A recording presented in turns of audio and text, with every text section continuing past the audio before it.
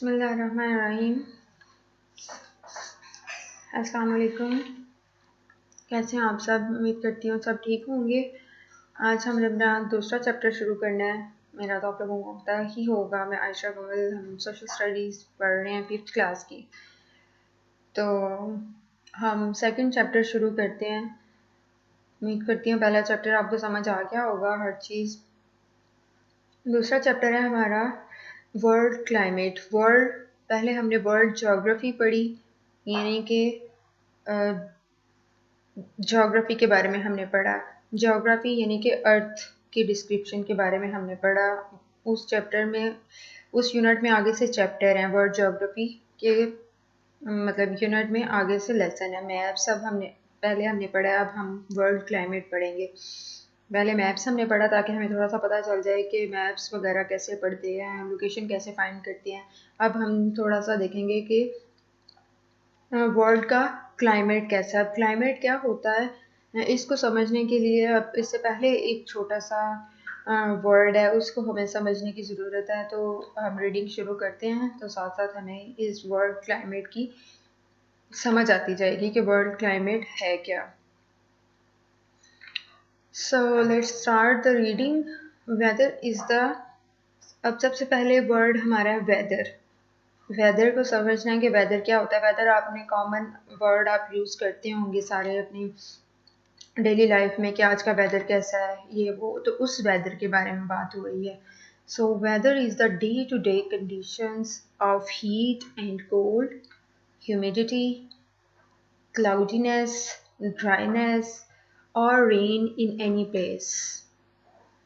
तो I hope इसकी थोड़ी बहुत तो ये सेंस बना रहा है, लेकिन इसको हम ज़्यादा डिटेल में समझने के लिए थोड़ा सा इसकी एग्जांपल्स के साथ, थोड़ी सी एनिमेशन के साथ देखते हैं। तो इसकी एग्जांपल हम अपने रेगुलर डेली लाइफ से लेते हैं कि हम जब बाहर देखते हैं, आप अभी अपनी खिड़की के बाहर देखें तो आप क्या देखेंगे कि बहुत ज़्यादा गर्म है या फिर सनी है। कैसा वेदर है बाहर का, या फिर क्लाउडी है, या फिर बारिश हो रही है, या फिर आप देखते हैं कि आपके ग्राउंड पे बर्फ़ गिर रही है।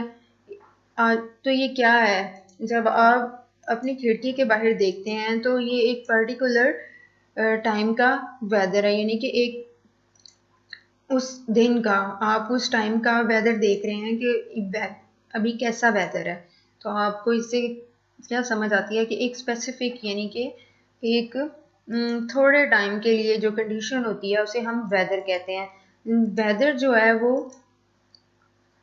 एक मतलब टेम्परेरी कंडीशन है। टेम्परेरी मतलब एक थोड़े से टाइम के लिए, वो लॉन्ग टाइम के लिए नहीं रहती। ऐसा नहीं होता कि अगर बारिश हो रही है तो सिर्फ बारिश ही होती रहती है सारा साल। ऐसा नहीं होता कि अगर धूप निकल रही है तो बस वो गर्मी ही है पूरा साल या पूरा हफ्ता या पूरा महीना। ऐसे नहीं है, वेदर चेंज होता रहता है। सुबह के टाइम आप देखते हैं सम टाइम तो बिल्कुल सनी होता है, यानी कि धूप निकली होती है, लेकिन शाम के वक्त क्या होता है कि बादल गरजते हैं, फिर बारिश हो पड़ती है। तो ऐसे करके वेदर चेंज होता रहता है। आप गर्मियों में भी देखते हैं कि जब बारिश होती है तो आपके नज़दीक कहीं जो कोई छप्पड़ या फिर कोई ऐसी वो गड्ढा सा बना होता है तो वो एकदम फिल हो जाता है, जो कि सारा साल खुश्क पड़ा रहता है। जबकि आप जब देखते हैं कि क्लाइमेट क्या है, तो क्लाइमेट एक ऐसी कंडीशन है जो कि आम मतलब वेदर से ज़्यादा दिनों के लिए, ज़्यादा टाइम के लिए, यानी कि अगर आप देखते हैं कि क्लाइमेट कुछ ज़्यादा गर्म और ठंडे दिनों को कहते हैं, यानी कि नॉर्थ, आप देखते हैं कि सर्दियाँ हैं, जैसे हम वर्ड इसके लिए यूज़ करते हैं सर्दियाँ। तो सर्दियाँ एक काफ़ी अरसे का टाइम है, तकरीबन 4 मंथ्स, 5 मंथ्स। इसी तरह गर्मियाँ भी काफ़ी ज़्यादा लंबे अरसे का टाइम है, 6 to 7 ऑलमोस्ट मंथ्स चले ही जाते हैं। तो उसे हम क्या कहते हैं, क्लाइमेट। क्लाइमेट किसी भी जगह के की वेदर कंडीशन के लंबे अरसे को कहते हैं। तो ये अरसा आप देख सकते हैं कि किसी भी एरिया में 20 साल, 30 साल या फिर 30 साल से ज़्यादा भी जो है ये क्लाइमेट कंडीशन रह सकती है।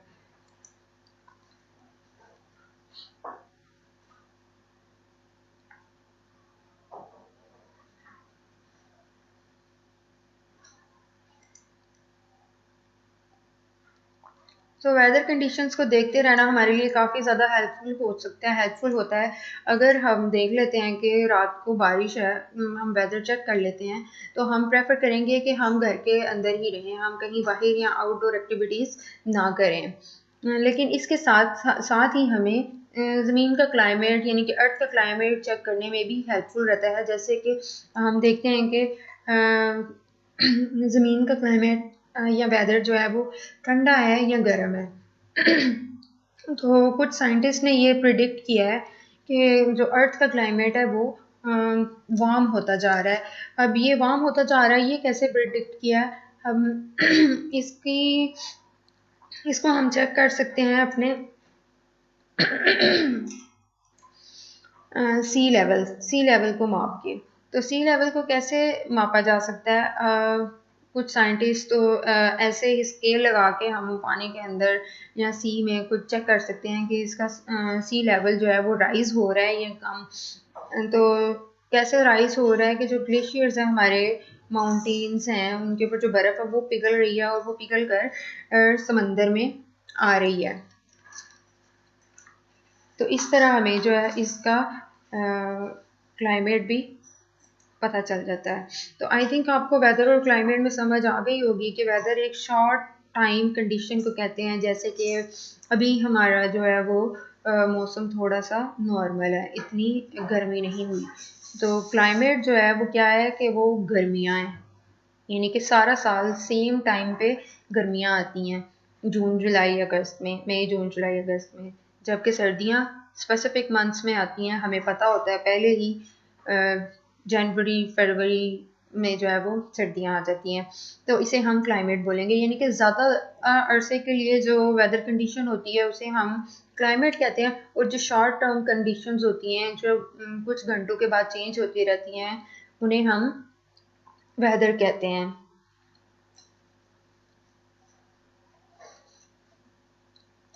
तो आई थिंक आपको वेदर और क्लाइमेट की समझ आ गई है कि क्लाइमेट आगे वो अगली उसकी जो नेक्स्ट लाइन है, climate is the weather condition in an area over a long period of time. यानी कि किसी भी जगह का ज़्यादा अरसे के लिए जो वेदर कंडीशन है उसे हम क्लाइमेट कहते हैं।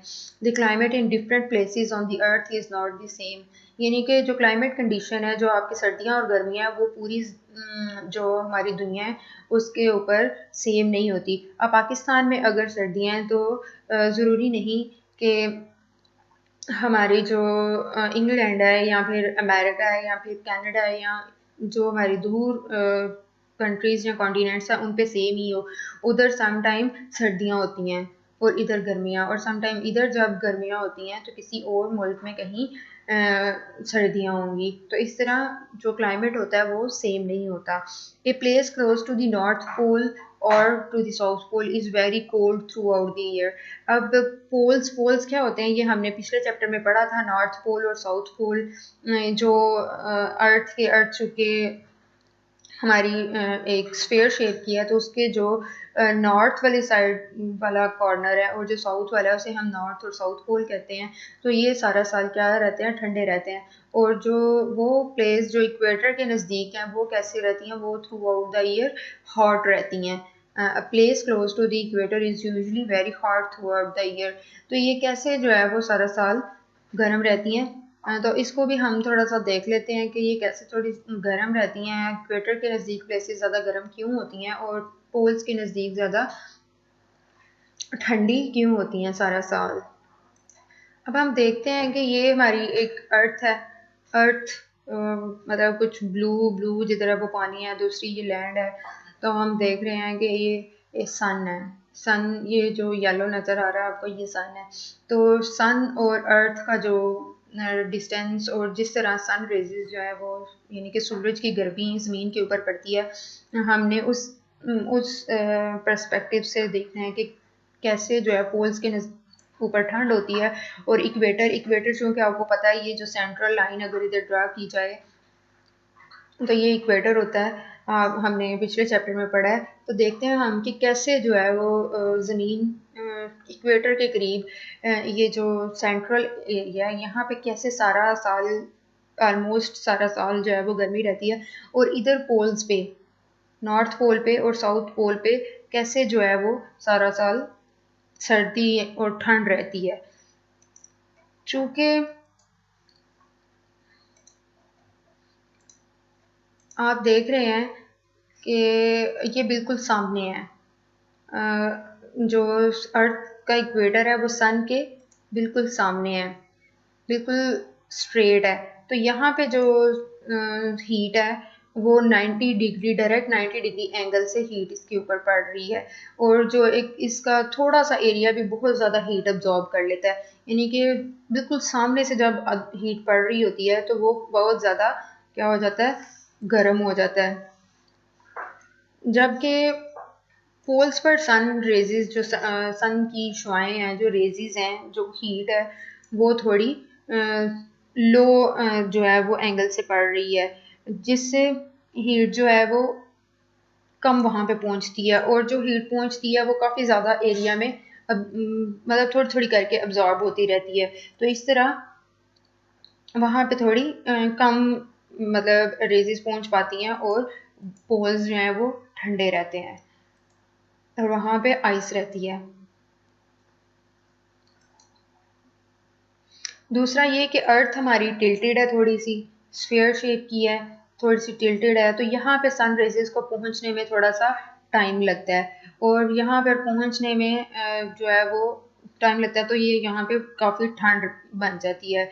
और यहाँ पे जब रेजेस पहुँचती हैं सन रेजेस, तो वो क्या होता है कि उन्हें पहुँचने में काफ़ी टाइम लगता है, तो उनकी हीट कम हो जाती है। ज़ाहिर सी बात है, दूर से जब आप आग को या हीट को महसूस करते हैं तो आपको कम फील होती है, लेकिन जब आप पास होते हैं हीट के तो आपको काफ़ी ज़्यादा हीट लग रही होती है। इसी तरह यहाँ तक पहुँचने में, उसकी सन की हीट पहुँचने में काफ़ी ज़्यादा टाइम लग जाता है, तो हीट वो क्या हो जाती हैं, वे जो रेजेस होती हैं वो ठंडी हो जाती हैं, तो इतना इफ़ेक्ट नहीं करती।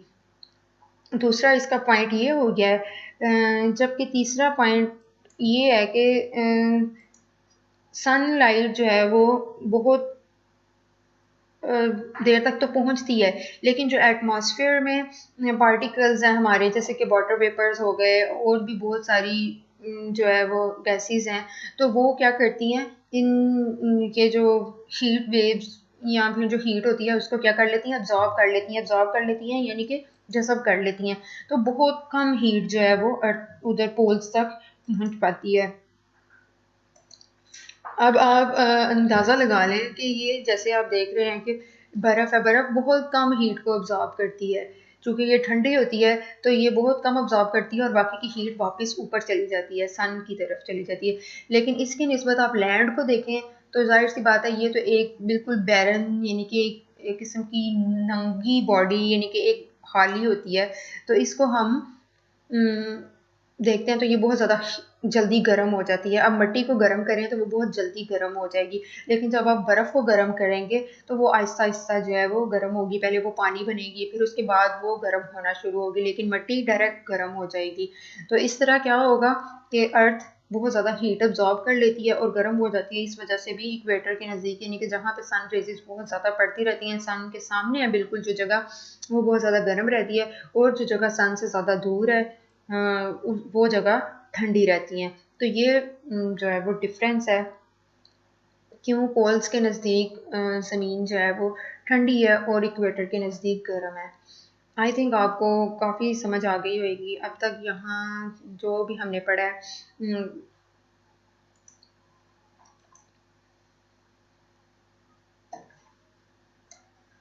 तो अब हम वापस आ जाते हैं हमारी बुक के ऊपर, हमारे पेज के ऊपर।